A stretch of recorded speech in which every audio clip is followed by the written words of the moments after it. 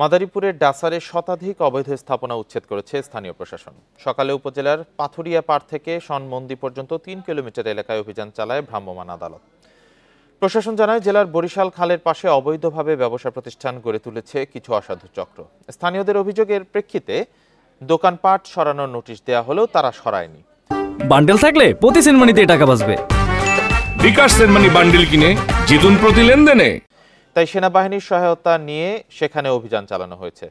এ সময় শতাধিক দোকানপাট উচ্ছেদ করা হয়। জনস্বার্থে নিয়মিত এমন অভিযান চলমান থাকবে বলে জানান উপজেলা নির্বাহী কর্মকর্তা সাইফ উল আরেফিন।